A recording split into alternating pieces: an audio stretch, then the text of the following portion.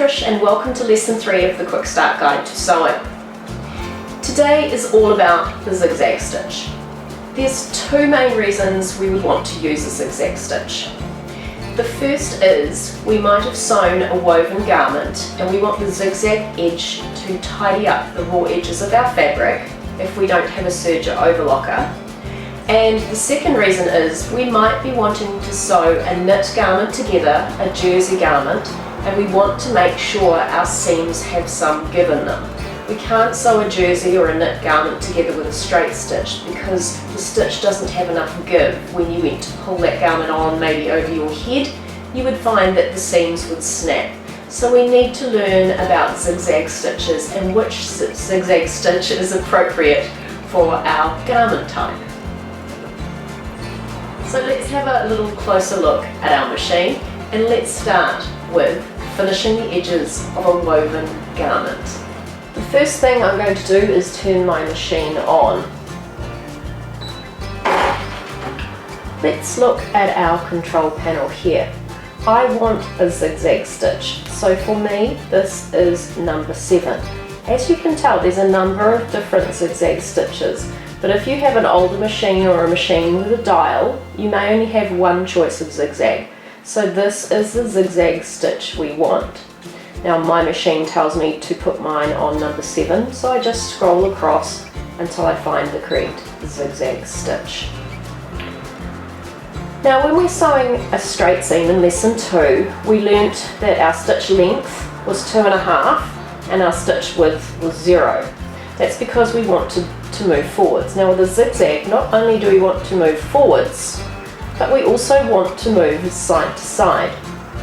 So what I'm going to do is change my settings. Now yours may change to whatever you want, but before, mine were on, so for a straight stitch, mine were on 0 and 2.5. Now I generally find for tidying up a raw edge that I need to change these settings. I like the width to be around 2 and the length to be around 1.5. So just go and change those to suit yourself.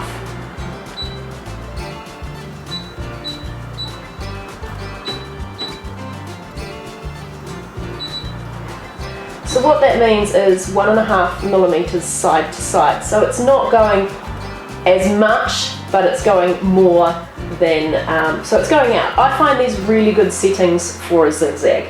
You can play with your machine and find the machine settings you like, but these are the ones I like. So how do we get started?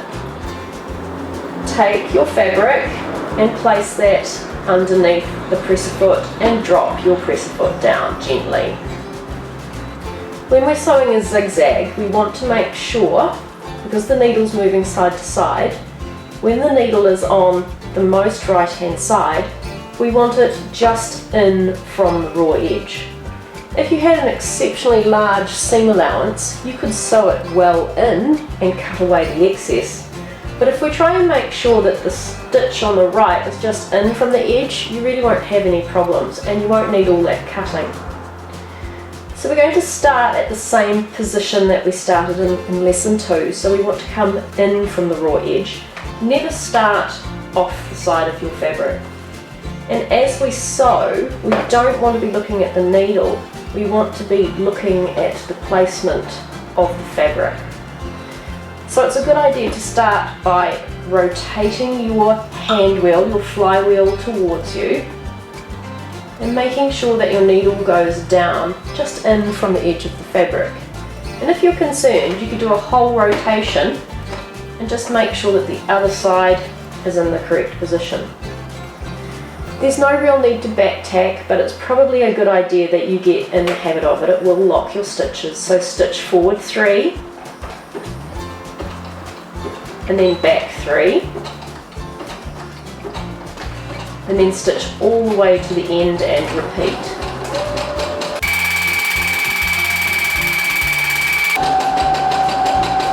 Stop before you get to the end, reverse, and then go forward again.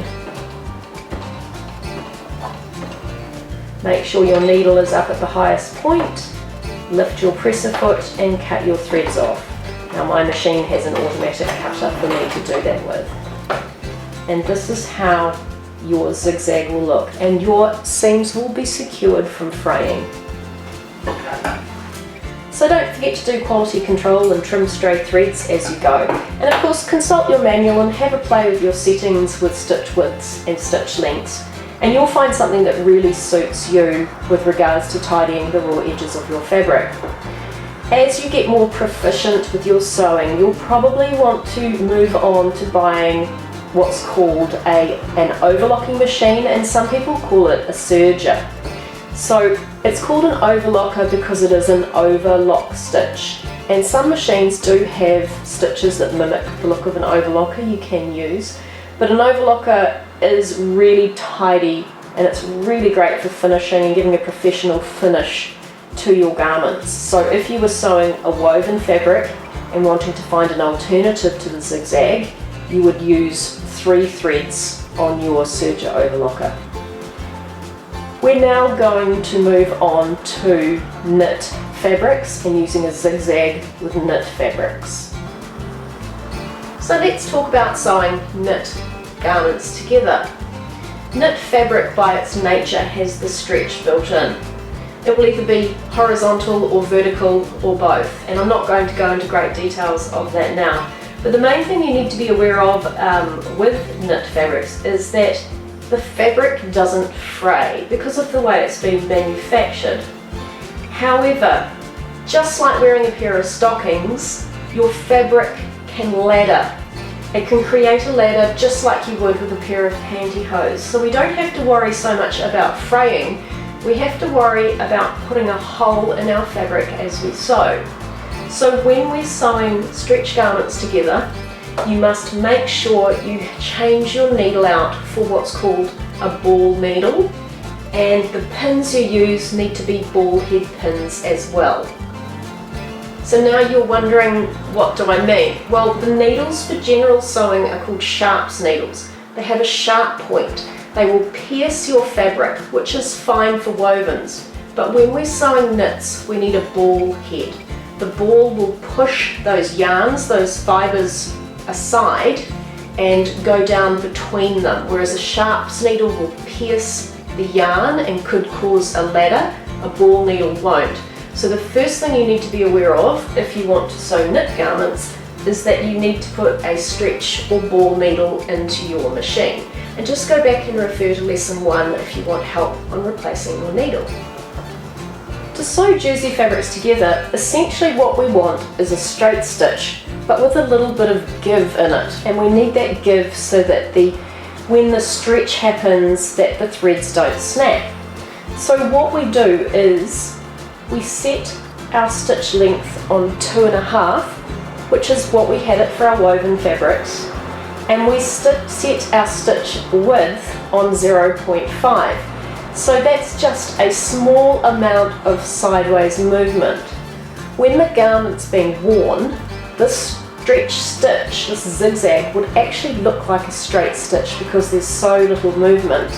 But this combined with our polyester thread will give us enough give that our garment will sew together beautifully. So the other thing we don't really need to worry about with our jersey fabrics is the edges of the fabrics won't fray, so we really don't need to finish off the edges with a zigzag at all. Now you need to be careful with your sewing patterns to check the seam allowances. A lot of knit garments, jersey garments, are sewn with a 6mm 1/4 inch seam allowance, and that can be quite daunting to a new sewist to have a smaller seam allowance, but don't worry about it too much. Just think that when you're sewing, you need to make sure the edges of your fabric are lined up together, so make sure they're perfectly together, and that we're looking at our stitch line, not our needle. So it's exactly the same process as for our wovens. Place your fabric under your presser foot and lower the presser foot down. If you need to hold your threads, do that. And then you just sew exactly the same way we would with a woven, making sure we back tack at the beginning and the end.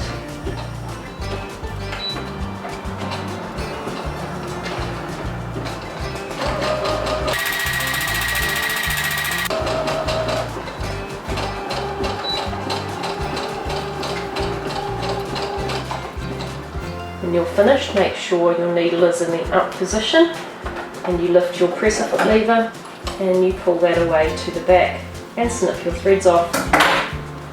And your sewing line will look straight even though it is actually a zigzag, and there'll be plenty of give in that seam. And from the right side of your fabric, your stitches shouldn't be visible. Now another stitch I like to sew jersey knits with is the lightning bolt stitch. So if you have this on your machine, it just looks like a lightning bolt. Please experiment with that. It is a really great stretch stitch to use. So now let's move on to hemming our knits. The quickest and easiest way to hem knits if you don't have a cover stitch machine is to use a twin needle. It's a twin needle because it's got two needles in one. So all we do is switch out the single needle for a twin needle. These come in different widths and you can choose whichever width you prefer. So to change this out, just going to do what we learned in lesson 1. Take the old needle out, place the twin needle with the flat at the back in my left hand, put that into the highest position I can and tighten it up again. Now we have two needles, so we need two threads. If you have a second spool holder on your machine, you can put your second thread in that, or if you don't have access to that, what you can do is just put your thread in a cup at the back of your machine, and then we need to thread our machine as normal. Our two threads go through the machine exactly the same way, so I'll just quickly do that. Okay, so our original thread will go behind the needle bar here on the right.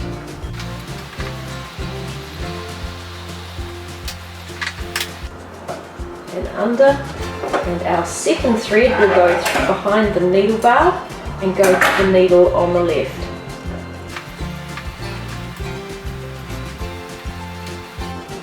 And then make sure they both go under the foot plate.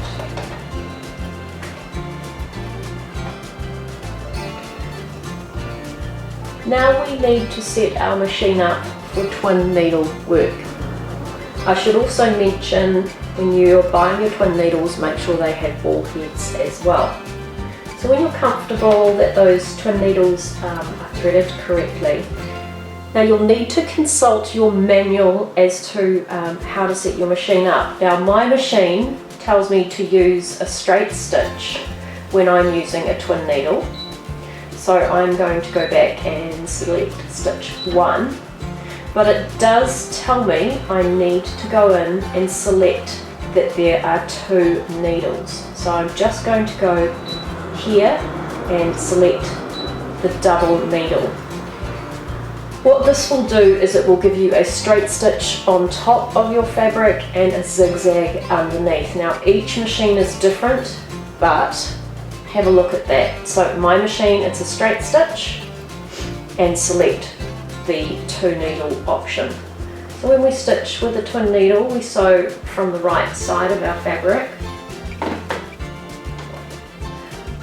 I do have a long video on twin needle hemming on YouTube, and I will link to that. So we're pretty much going to sew like we would any other seam. If you're concerned about your twin needle, it's a good idea to just roll the hand wheel towards you and just check everything is fine, and then stitch using whichever width that you are told to with your pattern.